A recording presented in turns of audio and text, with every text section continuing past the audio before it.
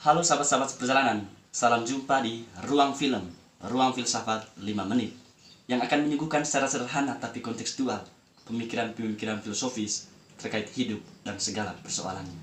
Tema yang kita dalami ialah menjadi manusia bijak di zaman ini menggali inspirasi dari ajaran Taoisme.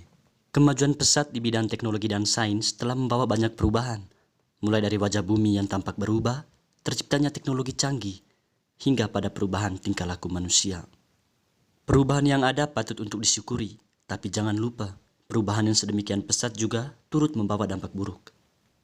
Berbagai temuan baru yang muncul tak jarang menggiring manusia pada tahta kesombongan. Ia seolah menjadi pencipta, penguasa dunia. Soalnya, tidak jarang karena nafsu liar tersebut, sikap menjadi penguasa pun bagaikan senjata makan tuan, itu malah menghancurkan manusia. Ilmu pengetahuan semakin berkembang, semakin banyak pula kerusakan yang terjadi. Ironis bukan? Nah, apa yang mesti dilakukan? Zaman yang begitu canggih dan indah ini membutuhkan manusia bijak. Mari kita menimba inspirasi dari filsafat Cina, khususnya tentang Taoisme, dan menarik benang merah untuk disesuaikan dengan konteks kita saat ini. Menurut pendapat umum, Taoisme pertama kali diajarkan oleh Lao Tse atau Lao Tzu yang berkembang pada masa dinasti Zhou. Inti pokok ajaran Taoisme berpusat pada Tao. Lao Tse menguraikan ajarannya pada kitab Tao Te Ching. Istilah Tao sendiri secara harfiah berarti jalan, satu cara bertindak. Dalam Taoisme, istilah Tao lebih berbobot metafisis. Tao adalah prinsip segala sesuatu, tetapi Tao bukanlah sesuatu.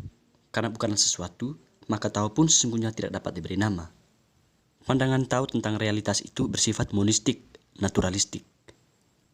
Sifat monistik tampak pada ajarannya bahwa keseluruhan semesta tidak lain berasal dari Tao dan senantiasa diresapi oleh Tao. Sifat naturalistiknya tampak pada ajaran bahwa segala sesuatu terjadi dan berlangsung secara alamiah, kodrati, spontanitas, ceran. Lalu bagaimana dengan kodrat manusia? Dalam Taoisme, manusia bukan ditempatkan sebagai pusat dan ukuran segala-galanya, sebab pusat realitas ialah keseluruhan alam semesta sebagai manifestasi dari Tao sendiri. Akibatnya, manusia ditempatkan sejajar dengan benda-benda lain sebagai bagian dari alam. Tapi bukan berarti manusia dibendakan, retifikasi. Perbedaan yang tampak hanyalah bersifat fungsional. Karena manusia merupakan bagian dari alam, maka manusia yang bijaksana ialah manusia yang senantiasa menyesuaikan diri selaras dengan alam dan berusaha menyatu dengan alam. Konsekuensinya, sikap dan perilaku manusia harus bersifat alamiah, kodrati, wajar, tidak dibuat-buat, tidak menyiasati, tidak memaksa, tidak mencampuri.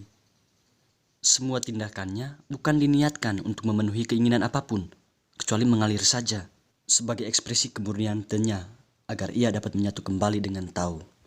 Maka hindarlah sikap Tawei, sikap tidak kenal puas.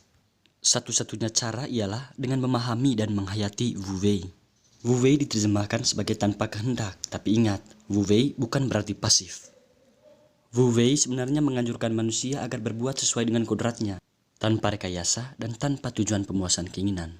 Sikap Wu Wei ini dimaknai sebagai air yang lemah lembut dan menyukai tempat rendah. Contohnya, kelemahan mengalahkan kekerasan. Begitulah sikap dan perilaku manusia bijaksana dalam perspektif Taoisme. Lantas apa kontribusi ajaran Taoisme bagi manusia zaman ini?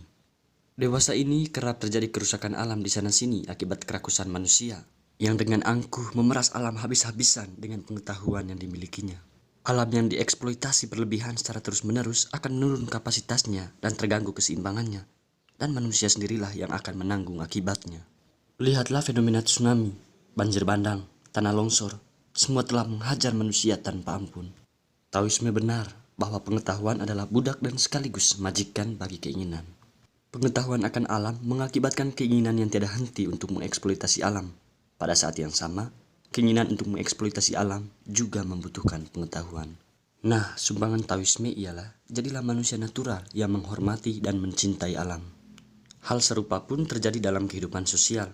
Melonjaknya populasi umat manusia dan semakin tipisnya ketersediaan sumber daya mengakibatkan terjadinya perebutan atas sumber daya tersebut hingga terciptanya aksi banal. Mirisnya apabila perbuatan tersebut hanya sekadar desakan pemuasan keinginan, bukan oleh kebutuhan yang nyata. Maka sejalan dengan ajaran Taoisme adalah penting untuk hidup sederhana dan wajar. Berbuat itu sendiri memang bukanlah keburukan, tetapi yang buruk ialah perbuatan yang dibuat-buat.